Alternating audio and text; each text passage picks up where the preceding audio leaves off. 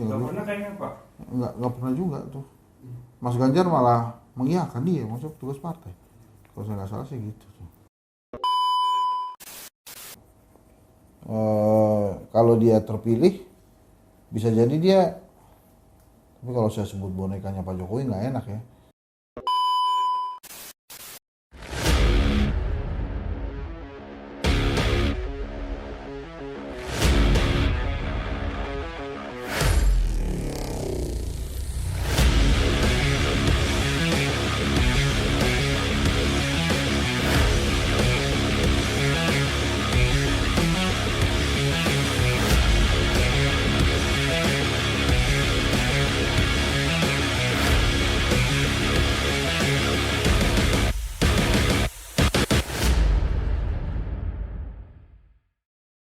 Selamat datang di ruang aspirasi Ensat, jernihkan akal dan jaga persatuan. Bang, tahu nggak sih baru-baru ini, belakangan ini ada fenomena film Barbie. Ya. Nah, di fenomena itu baru seminggu penayangan, itu tuh sudah meraup keuntungan 2,3 triliun, Bang. Di Indonesia atau di dunia? Di seluruh dunia. Oke. Nah, itu film lama sih Bang, yang dikemas lebih menarik. Jadinya atensi publik itu ke situ gitu Bang. Ya. Nah, ngomong-ngomong soal Barbie Bang, Bang Ensat punya putra atau putri nggak Bang yang suka main boneka atau Barbie? Iya, ada tuh anakku. Ada ya Bang ya? Terus. Nah, oke. Kalau boneka Barbie itu kan identik di peragangan sama tuannya Bang. Nah, dia tuh bisa berjalan karena ada tuan yang menggerakkan tuh Bang. Nah, kalau menurut Bang Ensat sendiri, bagaimana kalau kita itu punya wakil rakyat, tapi justru digerakkan oleh tuannya atau bekerja untuk tuannya? Oke, tuannya ini siapa? Tuannya si wakil rakyatnya. Iya. Siapa kira-kira? Siapa saja Bang? Kalau misalkan fenomenanya seperti itu menurut Nggak, Bang? tuannya wakil rakyat tuh kamu asumsikan siapa? Apakah ketua umumnya, atau ketua DPR-nya, atau konstituen rakyatnya, atau siapa kira-kira? Tuannya itu yang kamu maksudkan kayak seperti ketua umumnya gitu Bang? Oh, nggak, kalau di wakil rakyat di DPR memang fenomena alam yang terjadi itu dan lumrah, mereka semuanya ikut ketua umum tuh. Karena di DPR itu kan ada mekanisme PAW ya. Jadi kalau nggak patuh bisa diganti tuh sama ketumnya. Jadi biasanya memang ketumnya mau apa, mereka ikut tuh.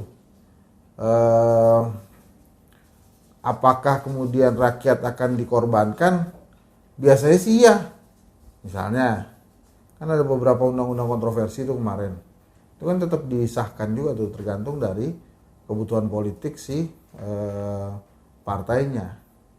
Jadi memang fenomenanya memang begitu tuh Nas. Jadi jarang sekali ada wakil rakyat yang memang bisa independen. Kecuali emang suaranya dia gede banget. Kan kalau suara paling gede Mbak Puan Mas itu. Mbak Puan ketua DPR tuh. Itu suaranya paling gede kalau nggak salah. Terus ada nama Mas Ibas juga tuh juga gede-gede tuh. Gitu tuh. Jadi memang sulit kita mengharapkan kalau ada wakil rakyat yang independen ya. Memang bisa bergerak sendiri. Walaupun mereka sebetulnya kalau bicara sangat dilindungi oleh negara, jadi dia punya hak imunitas tuh kalau mau kritik-kritik. Boleh-boleh aja gitu. Tapi yang mudah-mudahan nanti 2024 nggak. Soalnya begini sih ya, kalau fenomena Barbie itu kan boneka ya. Si wakil rakyat ini sih sebenarnya nggak bisa dibilang boneka dia, karena dia ngikutin aturan partai, ngikutin aturan yang sudah dibuat sama partainya. Kalau digerakkan seperti boneka itu, dia mungkin akan lebih banyak diamnya ketimbang bicara. Jadi hanya bicara pada saat diminta bicara oleh partainya.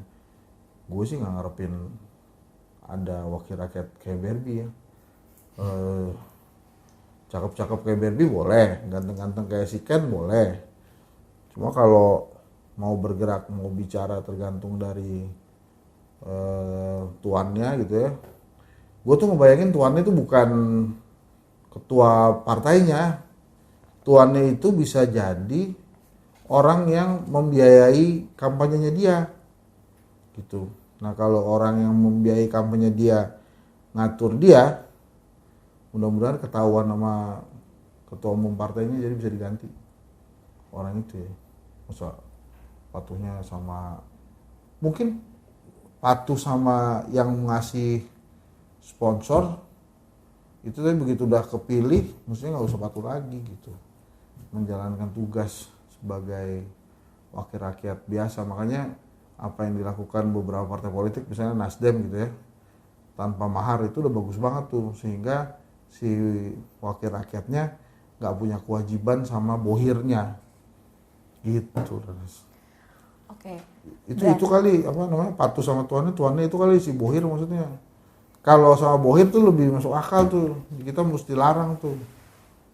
Mudah-mudahan ketua umum partai politik bisa bertindak tegas pada wakil rakyat yang patuh hanya kepada bohirnya. Itulah kira-kira. Saya sih kalau mereka patuh ke ketua umum masih lebih mending, jauh-jauh banget, masih mending banget gitu ketimbang dia patuh sama bohir gitu. Berarti kalau kayak gitu tuh lumrah ya Bang? Kalau ke ketua umum emang kejadiannya begitu di Indonesia. Mereka takut di PAW kan rata-rata, jadi ikutin apa maunya ketum, dan ketum menerjemahkan apa maunya itu ke dalam peraturan biasanya. Gitu. Kalau kayak gitu bisa dibilang lumrah gitu Bang. Lah apakah kayak gitu bisa merepresentasikan rakyat Bang? Merepresentasikan wakil rakyat? Ya nggak banyak, ya nggak bisa. Makanya kan kadang-kadang ada beberapa undang-undang kontroversi kan karena itu, maunya ketum, maunya bohir, tapi nggak sesuai sama rakyat kan. Beberapa kan kejadian tuh begitu. Gitu Nas. Oke. Itu banyak lah, itu kan ada macam-macam tuh ya, ada RUKUHP, kemudian Omnibus Law. Itu kan kontroversi ya. Saya nggak bilang nggak bagus, tapi kontroversi. Gitu. Sip. Oke. Bang, tadi kan disebut banyak kontroversi gitu ya Bang. Nah, kita sekarang punya video nih Bang. Ada satu video unik, di mana di video itu ada yang bilang petugas partai gitu Bang. Nah, kita mau kulik gimana pendapat Bang Hensat mengenai video itu Bang. Gitu. Udah siap ya Bang? Kita mainkan video yang pertama. Kader itu petugas partai itu apa? Oh saya bilang Pak Jokowi petugas partai. Ayo mau dibully lagi.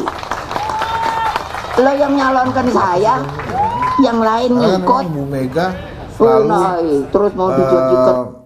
Memang dia menugaskan kadernya untuk menjadi gubernur, untuk menjadi wali kota, untuk menjadi presiden. Nah ini memang PDI Perjuangan mungkin aturannya begitu gitu. Dan waktu itu Mas Ganjar kan malah nggak keberatan memang dipanggil petugas partai ya. Hanya memang sering banget sih Bu Mega memanggil misalnya Pak Jokowi ya dengan petugas partai. Ya mungkin begitu itu karena kebanyakan Bu Mega memanggil atau menyebut Pak Jokowi petugas partai itu kalau di acara partainya sih. Kalau di acara negara nggak pernah begitu. Jadi artinya emang Ibu Mega masih bisa memilah dan memilih lah kapan dia harus berkata. Nah repotnya adalah banyak sekali acara-acara internal partai politik yang diliput oleh media, sehingga kesannya Bu Mega menyampaikan itu tuh di depan publik, padahal dia menyampaikannya di ranah internal partai. Misalnya waktu pencalonan Mas Ganjar kan hebat tuh. Ini Mas Ganjar ini satu-satunya calon presiden yang pada saat dideklarasikan ada presiden kelima, presiden ketujuh, ketua DPR, menteri-menteri, gitu. Itu kan canggih tuh. Tapi apakah itu acara kenegarawan? Bukan acara kenegaraan tuh sebetulnya. Itu acara rapat partai politik kan sebetulnya yang disiarkan oleh media massa sehingga seolah-olah itu tuh acara publik. Nah, seingat saya Ibu Mega tuh hanya berkata Pak Jokowi petugas partai itu di acara-acara internal partai. Misalnya waktu HUT PDI Perjuangan ya ke 50 kalau saya nggak salah. Itu Bu Mega kan berselornya gitu tuh, wah Pak Jokowi kalau bukan karena PDI Perjuangan, wah gitulah kayak gitu kira-kira. Itu acara partai, tapi memang sering sekali PDI Perjuangan karena partai besar ya, itu kalau bikin acara suka live. Nah kalau live kan ditonton banyak orang, jadi seolah-olah Ibu Mega berkata petugas partai itu di ranah publik, padahal dia bicara di ranah internal aja. Kalau saya sih terserah aja sama partai politiknya gitu.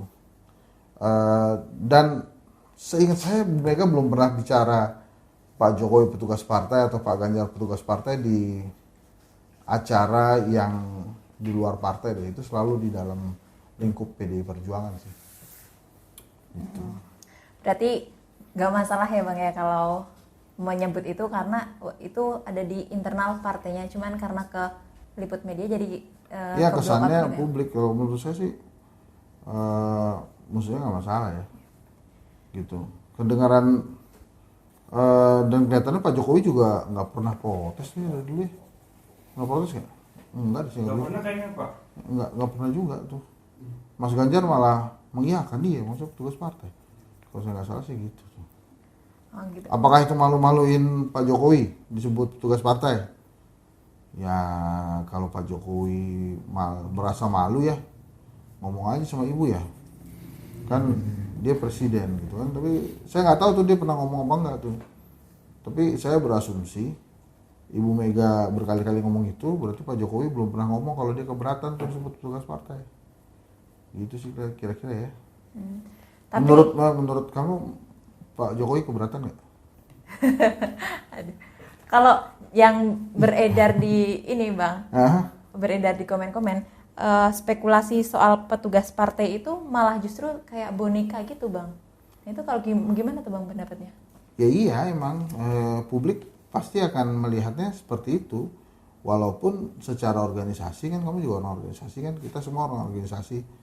Ya kita kan semua petugas organisasi gitu. Nah ini kebetulan organisasi namanya partai, jadi sebutnya petugas partai. Dan itu mungkin pertama kali disebutkan oleh Bu Mega ya. Biasanya kan diklaim sebagai kader gitu kan. Nah, ini disebutnya petugas partai. Kalau menurut gue sih terserah PDI Perjuangan. Katanya nggak ada juga partai politik lain yang nyebut petugas partai kan? Ya nggak ada lah, orang presidennya baru dari PDI Perjuangan kan. Jadi yang lain belum tuh. Pak SBY, seingat saya waktu di Demokrat, waktu dia berkuasa, Demokrat nggak nyebut Pak SBY petugas partai tuh. Takut gue rasakan karena dia paling tinggi kan. Bukan paling tinggi ya, presiden yang diriin segala macam gitu. Jadi agak sungkan mungkin, bukan takut ya. Gitu.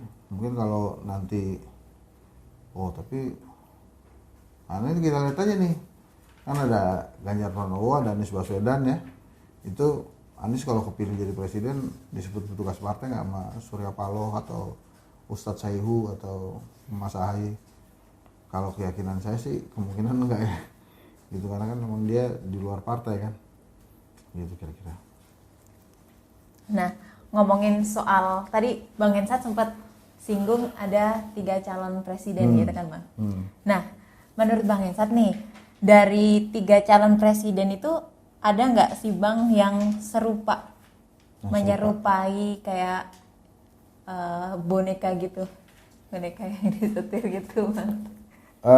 Pak Prabowo sih saya sering nyebutnya ini Pak Prabowo itu koalisinya koalisi instruksi Jokowi, KIJ itu. Dan Pak Prabowo-nya kelihatannya emang patuh banget sama Pak Jokowi itu. Kalau dia terpilih bisa jadi dia, tapi kalau saya sebut bonekanya Pak Jokowi nggak enak ya. Tapi emang dia deket banget sih. Karena saya juga nanya tuh, ini Pak Prabowo sama Pak Jokowi tuh ada permainan apa sih sebetulnya? Dulu berseteru, terus kemudian Pak Jokowinya menang, terus sekarang merangkus, terus sekarang Pak Jokowi dukung Pak Prabowo, tuh gimana tuh ya jadinya ya. Saya juga ini juga tuh, mungkin saat ini juga Pak Jokowi lagi bingung ya, kan ada 2 calon presiden nih, yang akan atau yang sudah mendeklarasikan akan melanjutkan kerja-kerja dan program-program dia kan. Tapi dari dua calon presiden ini mungkin Pak Jokowi kepikirannya begini ya, apakah Ganjar tepat ya? Kan dia gubernur di Jawa Tengah.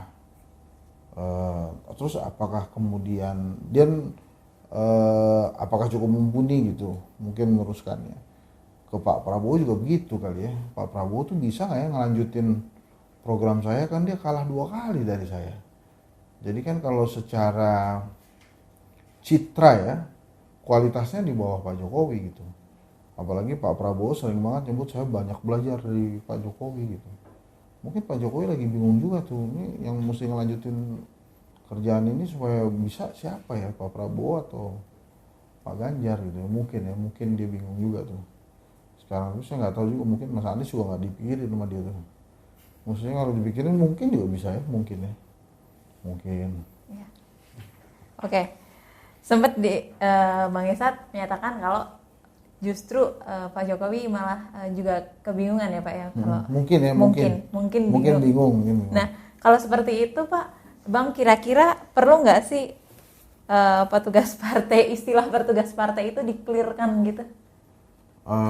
Itu kalau untuk Pak Jokowi sama Mas Ganjar, menurut saya sih tergantung ibu ya, tergantung Bu Mega mau apa enggak. Nanti kena silat kungfu Bu Mega loh, ngatur-ngatur Bu Mega. Bu Mega kemarin bilang saya tuh punya kungfu Bu Mega, jangan main-main sama saya lah soal politik gitu, udah banyak pengalamannya. Kalau kamu mau ngomong ke Bu Mega, Bu, jangan panggil Pak Jokowi atau Mas Ganjar tugas partai lagi dong, gitu.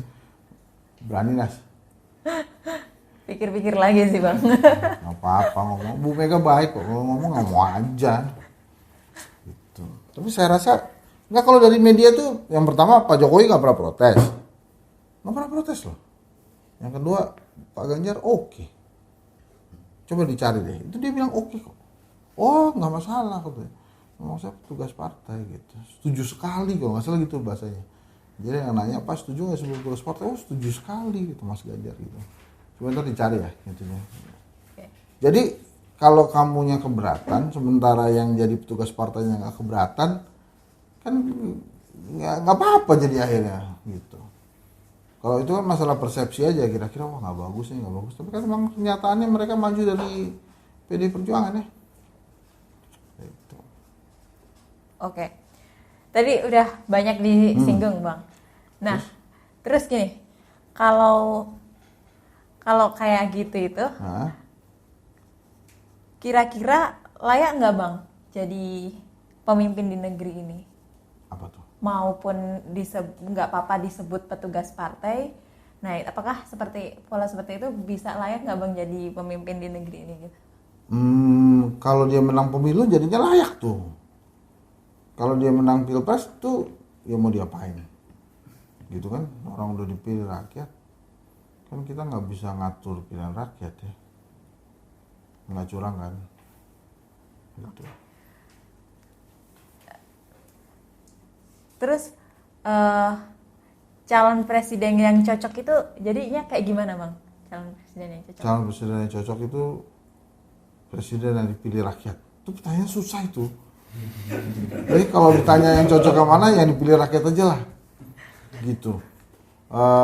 Pak Prabowo cocok nggak? Ya cocok. Pak Jokowi kan udah dipilih. Mas Ganjar cocok nggak? Cocok. Mas Anies cocok nggak? Ya cocok gitu.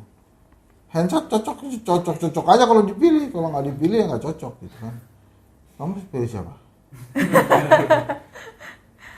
Kalau saya pilih Pak Hensat yang maju jadi presiden sih Pak. Ya nggak mungkin. Orang partainya nggak ada yang mau. Pak. Partai ikan itu kayak Bu Susi. Saya kan telepon Bu Susi. Yeah. Habis ketemu Mas Anies tuh. Jadi Bu, jadi cawapres nih Bu. Masa cawapres kata Bu Susi gitu. Saya ini presiden, capres saya. Presiden Republik Ikan kata dia. Nah, itu bikin sendiri boleh tuh begitu tuh. Nah, saya presiden kopi aja lah. Gitu kira-kira Nes. Oke. Terus kalau semua cocok, yang penting pilihan rakyat gitu ya Pak. Terus lantas kriteria seperti apa Pak yang kira-kira harus rakyat tahu gitu lah kriteria? Sebetulnya kan terserah rakyat ya. Kalau di dunia ada penelitian Koze dan Posner kalau saya nggak salah, mereka penelitian di ratusan negara. Nah, rakyat negara-negara yang diteliti oleh mereka ini selalu memilih presiden yang kriterianya jujur. Nah, masalahnya di Indonesia itu kriteria yang pertama, kedua, ketiga itu bukan jujur. Itu selalu ganti-gantian tuh antara merakyat, sederhana, cerdas gitu-gitu. Nah, tapi kalau ditanya dari hasil survei, termasuk surveinya Kedai Kopi nih, itu biasanya cerdas, merakyat, sederhana, tegas, gitu-gitu. Kira-kira begitulah. Jadi kalau ditanya BPIP ya mengerti Pancasila, gitu-gitu kan. Tergantung nanya siapa tuh. Gitu. Oke. Kamu nggak nanya itu Nas? Itu KPK sama TNI itu. Itu lagi seru tuh. Soal KPK ya Pak ya? Iya, KPK sama TNI itu. Tapi saya juga nggak bisa jawab sih. Itu kan di OTT ya, terus itu seru loh sih, itu di OTT sama KPK. Tapi terus TNI protes.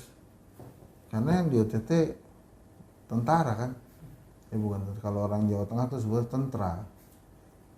Harusnya pakai tata cara militer. Tapi gimana ya? Ini mungkin perlu dijelasin ya. Kan kita awam ya. Kan yang OTT KPK. Begitu ketahuan yang di UTT TNI gitu, apa harus langsung dilepas atau diserahin ke Propam TNI gitu kali ya? Itu cukup membingungkan loh bro. Tapi mungkin nanti kita mesti nonton lagi tuh ya penjelasannya. Itu lagi rame nih, TNI-nya datang ke kantor KPK soalnya. Jadi gimana ya? Iya juga, saya ngerti sih kalau si TNI ini dia kan nggak bisa pakai aturan sipil kan, jadi aturannya aturan militer. Terus dia ke OTT, terus protes ke KPK. Ya begitu-begitu deh. Itu bingung juga tuh. Tapi nggak ada topik kita hari ini ya. Nggak ada, ntar kita mesti undang Abraham Samad kayak gitu ya. Pak Firly. Boleh itu Pak. Menarik. Biar itu juga jadi wawasan untuk anak-anak muda juga sih Pak. Iya, itu sebenarnya gimana sih? Saya pengen tahu tuh. Saya kaget juga loh. Gitu ya. Jadi apa kalau kena OTT TNI itu harus gimana tuh, dilepas lagi atau gimana ya? Mungkin diserahkan ke Propam kali ya. Gitu. Iya, ada TNI ya. Iya. Begitu perlu dijelaskan tuh Panglima supaya rakyat jelas juga ya. Mungkin bisa kita bahas di itu ya Pak ya, nanti kita kulik lagi di Siap. video berikutnya. Oke Pak, dari kali ini kan jadi tadi nggak masalah ya Pak untuk urusan yang petugas partai gitu ya Pak. Terus kriteria itu ternyata hasil survei dari Kedai Kopi yang menjelaskan kriteria pemimpin yang dibutuhkan itu adalah cerdas, merakyat, sederhana. Bukan gitu, dibutuhkan, yang dipilih rakyat biasanya. Oh, yang dipilih rakyat. Kalau yang dibutuhkan, kalau ditanya ke Pak Jokowi, pasti jawabannya melanjutkan program-program saya tuh. Tapi kalau ditanya ke Anies Baswedan, ya yang memahami perubahan supaya lebih baik lah ya, tentang kesetaraan, keadilan gitu. Jadi bakal beda-beda tuh. Anies kalau ditanya juga pasti jawabannya beda. Gitu. Oke. Bang, sekarang kita masuk ke sesi closing Bang. Ya, karena tadi penjelasan yang sangat berisi ya Bang. Itu saya pengen satu pesan untuk anak muda dari Bang Hensak. Secara keseluruhan. Tentang apa? Percintaan, politik? Tentang apa aja sih Bang? Yang biar anak muda itu memahami keadaan sosial sekarang itu gimana gitu. Oh, suka atau tidak suka, berpolitik itu adalah salah satu elemen kehidupan berbangsa. Jadi kalau ingin mengubah bangsa, mau tidak mau harus berpolitik. Nah, gini, saya sering jelasin tuh ke teman-teman mahasiswa. Ada yang bilang, wah saya nggak suka politik. Nggak bisa. Politik itu tentang kekuasaan dan kepentingan. Misalnya, rebutan posisi kursi pada saat ujian itu berpolitik karena kamu berkepentingan sama posisi itu. Jadi mungkin bukan nggak suka politik tapi nggak suka berita politik. PDKT aja pakai politik bos. Pokoknya selama itu ada kepentingan, ada kekuasaan, itu berpolitik. Jadi jangan alergi dengan politik karena memang ya, selama lu jadi manusia lu akan berpolitik. Rebutan kursi busway berpolitik tuh. Gitu kira-kira. Oke. Oh, satu lagi tuh seperti yang kita omongin. Kalau nanti bicara politik sampai dagu aja, jangan sampai hati. Karena hati kan tempatnya cinta. Terima kasih Bang Esat buat bincang-bincang kali ini. Sampai jumpa di video berikutnya.